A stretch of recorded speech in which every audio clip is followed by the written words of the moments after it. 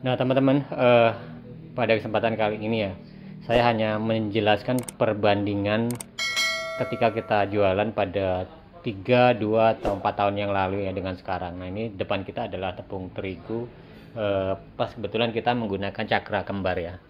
Nah, sekarang itu harganya kalau di sini sekitar, bukan sekitar ya, memang 263, artinya 263.000 per satu sak yang berisi 25 kilo. Nah, jadi kalau sekilonya berarti berapa teman-teman? Kisaran 10 ribuan seperti itu. 10 ribu lebih ya, mungkin 11 ribu lah kita bulatkan seperti itu. Nah, sedangkan ketika kita berjualan kuliner, terutama bahan-bahan yang dari tepung terigu seperti itu ya teman-teman. Bahan-bahan dari tepung terigu, kita dulu waktu 3-4 tahun yang lalu, ini yang di Kalimantan ya teman-teman, itu sudah menjual dengan harga 1.000 ya. Nah, sedangkan kalau kita sekarang menjual dengan harga 1.000, berapa selisih profit yang kita dapatkan dari waktu 3-4 tahun yang lalu atau 2 tahun yang lalu lah seperti itu. Karena tepung ini mulai terasa naik itu di sekitaran 2 tahun yang lalu ya seperti itu. Jadi waktu saya di sini dulu pertama kali ya teman-teman, saya di sini pertama itu tahun 2018 akhir dan 2019 saya buka usaha, tepung itu masih sekitar 160 sampai 180 ribu. Bayangkan hampir 2 kali lipat naiknya seperti itu. Ini bukan terjadi hanya tepung terigu, bahan-bahan yang lain pun ikut naik. Jadi kalau kita tidak dipungkiri ya teman-teman, kalau kita tidak menaikkan harga jual bahan kuliner yang kita buat atau produk yang kita buat, tentunya kita sudah sangat rugi ya seperti itu, rugi serasa selisih ya, selisih pendapatan dibanding waktu tahun-tahun sebelumnya ya. Tahun yang kerasa itu di 3 tahun sebelum ini ya seperti itu kan, memang sangat berbeda sekali. Nah, sedangkan untuk gula pasir ini ya teman-teman, ini adalah gula pasir. Kalau dulu memang selisihnya tidak banyak, sekarang itu dengan harga 600 per sak, dulu itu kan kisaran hanya 500 sekian, tidak terlalu jauh dari angka 500. Nah, sekarang itu kita dapatkan 600 per 50 kilo kan seperti itu. Jadi jatuhnya sekitar harga berapa? 13-14 ribu, bahkan kalau eceran 15 ribu seperti itu. Nah, jadi selisih dari seperti ini. Ini tidak terasa teman-teman ya. Jadi kalau teman-teman semua yang kadang identik dan merasa ya, apalagi pedagang-pedagang yang ya saya tidak saya heran aja itu teman-teman. Saya heran ketika ada bahkan di pulau-pulau Jawa itu sampai sekarang pun mereka masih bertahan dengan harga dasar mereka ketika berjualan itu kan, dengan harga bahkan yang 500 rupiah pun, walaupun dipotong kecil-kecil, betul potong kecil-kecil seperti itu kan. Tetapi kan kita mikir teman-teman, kita jualan itu untuk apa sih? Bukan hanya untuk menyambung hidup saja ya. Kalau untuk menyambung hidup saja, kita tidak berpikir untuk artinya masa depan, artinya kan hanya untuk hidup hari itu cukup seperti itu. Tapi kan yang kita pikirkan, kebutuhan kita itu kan semakin tinggi ya teman-teman. Itu tidak dipungkiri, bukan hanya soal makan hari ini, bahkan besok seperti itu tidak. Tapi kita punya sandang pangan, sandang ya terutama teman-teman, yaitu meliputi dari mungkin kita punya masa depan rumah. Apalagi kalau kita sudah fokus di jualan seperti ini, kita sudah fokus menjadi pedagang kaki lima. Nah, ini salah satu faktor ya teman-teman yang menjadikan kita itu secara ekonomi kita, pendapatan kita itu selisihnya lebih kecil sekarang itu daripada tahun yang lalu seperti itu. Karena dengan harga jual yang kita masih minim, di sini saja kita dari beberapa bulan ini belum lama kita menaikkan dengan harga 5.000 dapat 4 seperti itu per piece-nya. Artinya satu buah atau satu piece itu kita harus jual 1.250.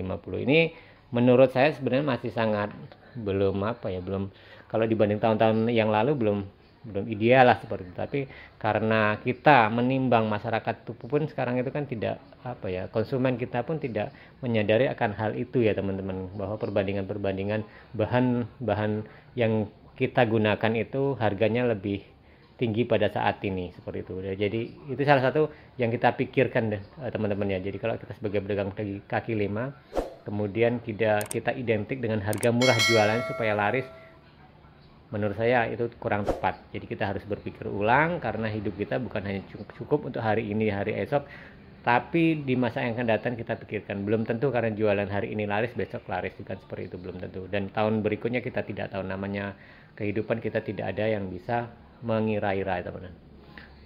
Nah, ini salah satu ya teman. Kemudian kita tunjukkan lagi ya teman-teman, ini adalah mentega, ini mentega kuning. Yang kita gunakan adalah margarin ya, margarin Amanda ya teman-teman. Jadi kalau Amanda waktu 3 tahun yang lalu itu kisaran di harga satu karton ini. Sekarang itu ini kalau di sini ya teman-teman, tidak tahu di tempat teman-teman semua, ini sekarang harganya 307. Kemarin saya beli 307.000 ya. Bandingkan dengan tahun 2019, 2020 itu masih harga, saya beli satu karton gini atau satu dus nih ya, itu masih kisaran harga 140-an sampai 150, bahkan mahal-mahal 170 sampai itu ya. Nah sekarang sudah 300, bayangkan. Jadi sudah 2 kali lipat dari harga dulu. Padahal mentega ini hal pokok yang kita gunakan teman-teman. Jadi nah inilah beratnya. Coba bayangkan berapa selisih dulu dengan sekarang. Jadi kalau kita masih fanatik dengan harga murah ketika kita menjual satu produk makanan yang bahan-bahannya terbuat dari tepung terigu kemudian dari mentega, alangkah munafiknya kita teman-teman ya. Tapi memang kadang kita tuh memandang di sisi lain, karena konsumen kita kalau kita harga jual mahal itu pasti akan menjadi suatu pengaruh yang besar dan akhirnya bisa meninggalkan kita. Nah itu perlu suatu pembelajaran dan suatu kesadaran buat kita semua ya teman, bukan hanya sebagai pedagang tapi mungkin konsumen pun. Kalau kita beli barang-barang orang itu bahan-bahan artinya masakan orang lain ketika harga mahal ya, kita maklumi karena semua itu sekarang naik. Nah kemudian di samping kita ini ada minyak goreng ya teman. Minyak goreng sini sekarang itu rata-rata kalau yang 2 liter yang kemasan ya teman-teman, kemasan sekarang itu di kisaran harga per 2 liter ya teman-teman. Ini kan yang 2 literan, mereknya ini pas saya menggunakan yang ini. Jadi harga itu sekarang itu paling murah-murahnya 36.000 per 2 liter. Sedangkan di tahun 2019 sampai 2020 bahkan 2021 sebelum terjadinya minyak langka itu, harga minyak goreng itu hanya sekitar 24.000 sampai 28.000 per 2 liter. Artinya yang kemasan ya, mungkin kalau subsidi kan beda. Nah seperti itu. Jadi itulah perbedaannya. Sekarang menjadi 36.000 itu paling murah, bahkan sampai 40.000 sekelas Bimoli itu. Jadi selisihnya sudah berapa? Kalau 25.000 ke 35 saja sudah 10.000. Itu per 2 liternya, satu tempatnya itu per 2 liter. Jadi kalikan saja berapa penggunaan minyak kita seperti itu dalam setiap hari. Kemudian kalau gula seperti ini, gula halus memang di sini agak sedikit mahal dari dulu. Ada kenaikan karena memang gula juga naik, otomatis ada kenaikan. Ini belum bahan-bahan baku yang lain ya teman-teman. Bahan baku lain seperti contohnya ini ada wijen juga. Wijen sekarang itu harga kisaran 60, padahal dulu cuma 40-an seperti. Walaupun bahan-bahan seperti ini tidak terlalu mencolok dari harga, tidak terlalu mencolok, kita memberikan tidak terlalu banyak, tapi ini mempengaruhi pendapatan kita, mengurangi kos kita. Belum lagi bahan-bahan yang lain seperti ini ya. Ini kan ini bawang sekarang sini kalau eceran itu adalah 35.000 ya teman, sekitar segitu. Nah mungkin kalau beli satu karung ini lebih murah lagi. Artinya dulu tidak sampai segitu, hanya sekitar 20-an, 24, 25. Nah ketika mahal seperti ini kita tidak bisa apa-apa. Artinya nah ini perlu kita pertimbangkan ya, harga-harga bahan baku yang tinggi, kemudian hasil produk yang kita buat itu kita jual murah, kita mau seperti apa. Inilah tapi ini sebuah resiko kita sebagai pedagang kaki lima.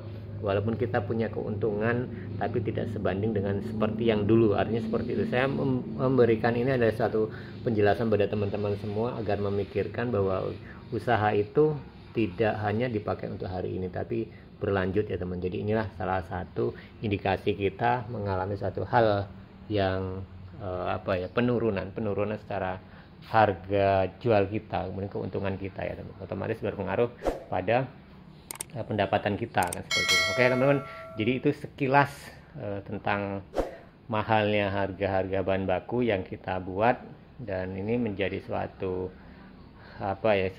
PR kita ketika kita membuat adonan sebisa mungkin dimaksimalkan, karena kalau tidak kita akan mengalami suatu kerugian secara selisih pendapatan dibanding tahun-tahun yang lalu. Sedangkan bahan-bahan bukan hanya bahan pokok saja yang mahal, bahan baku yang mahal, tetapi kebutuhan kita sehari-hari pun hampir semuanya itu naik. Sedangkan harga jual ketika kita membuat produksi usaha, baik itu roti goreng dan cakwe ataupun yang lain. Nah, itu tidak sebanding kan artinya teman-teman. Kita harus pintar-pintar bagaimana caranya untuk pendapatan itu supaya stabil dan masih bisa menyisakan untuk harapan-harapan kita ke depannya seperti itu. Jadi itu saja teman-teman, sedikit sharing dari kita tentang mahalnya bahan-bahan baku untuk pembuatan ini. Terima kasih yang terus menyupport channel ini. Kita berjumpa lagi di tayangan dan video-video berikutnya.